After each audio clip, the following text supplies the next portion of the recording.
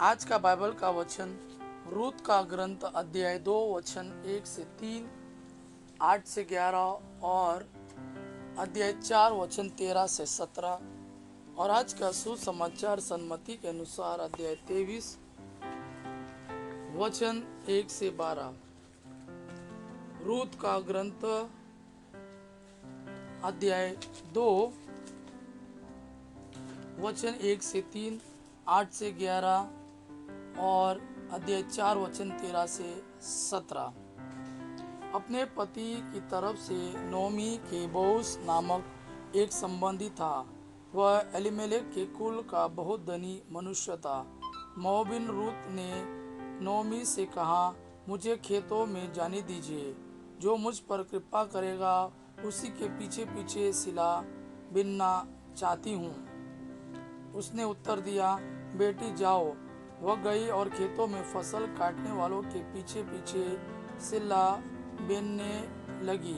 सौभाग्य से वह जिस खेत पर पहुंची वह एलीमेलेक के कुल के बोअज का ही था।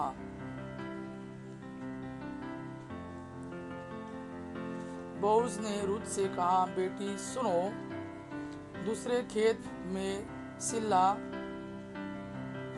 बीनने मत जाओ, यहाँ रहो, मेरी नौकरानियों के साथ रहो। इसका ध्यान रखा करो कि किस खेत में फसल कट रही है और उनके पीछे पीछे चलो। मैं अपने नौकरों को आदेश दे चुका हूँ कि वे तुमको तंग न करें। यदि तुम्हें प्यास लगे तो नौकरों द्वारा भरे हुए घड़ों में से पानी पीने जाओ।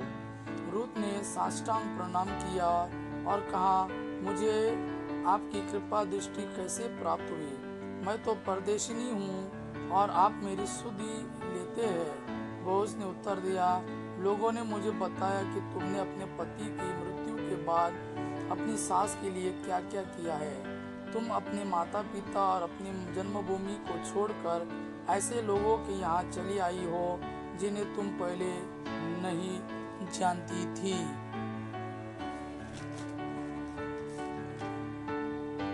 बोअज ने रूत को अपनी पत्नी के रूप में अपनाया। बोअज का उससे संसर्ग हुआ। प्रभु की कृपा से रूत गर्भवती हो गई और उसने पुत्र प्रसव किया। स्त्रियों ने नोमी से कहा, धन्य है प्रभु, उसने अब आपको एक उत्तराधिकारी दिया है और उसका नाम इज़राइल में बना रहेगा।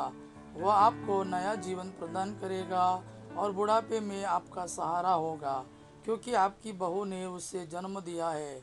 वह आपको प्यार करती है और आपके लिए 7 पुत्रों से भी बढ़कर है। नोमी ने शिशु को अपनी छाती से लगा लिया और उसका पालन पोषण किया। पड़ोस की स्त्रियों ने यह कहते हुए शिशु का नाम रखा, नोमी का पुत्र उत्पन्न हुआ है। उन्होंने उसका नाम ओबेद रखा। वही दाऊद के पिता यिशया का पिता है। आज का सुसमाचार सन मती के अनुसार अध्याय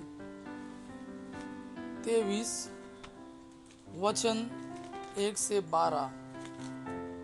उस समय ईसा ने जनसमूह तथा अपने शिष्यों से कहा, शास्त्री और फरीसी मूसा की गद्दी पर बैठे हैं, इसलिए वे तुम लोगों से जो कुछ कहे वह करते और मानते रहो, परंतु उनके कर्मों का अनुसरण न करो, क्योंकि वह कहते तो है पर करते नहीं।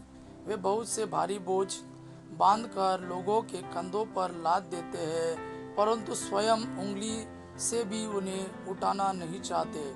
वे हर काम लोगों का ध्यान आकर्षित करने के लिए ही करते हैं। वे अपने ताबीज़ जोड़े और अपने कपड़ों के जब्बे लंबे कर देते हैं। भोजों में प्रमुख स्थानों पर और सभागृहों में प्रथम आसनों पर विराजमान होना, बाजारों में प्रणाम प्रणाम सुनना और जनता द्वारा गुरुवर कहलाना, यह सब उन्हें बहुत पसंद है। तुम लोग गुरुवर कहलाना स्वीकार न करो, क्योंकि तुम्हारा एक ही गुरु है और तुम सब के सब भाई हो।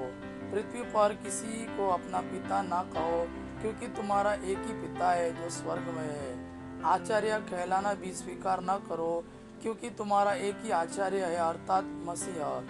जो तुम लोगों में से सबसे बड़ा है वह तुम्हारा सेवक बने। जो अपने को बड़ा मानता है वो छोटा बनाया जाएगा, और जो अपने को छोटा मानता है वो बड़ा बनाया जाएगा। ये प्रभु का वाणी है। प्रभु को धन्यवाद। अबा पिता की महिमा और पुत्र यीशु का प्रेम आप पर सदा सर्वदा बना रहे। आमेन।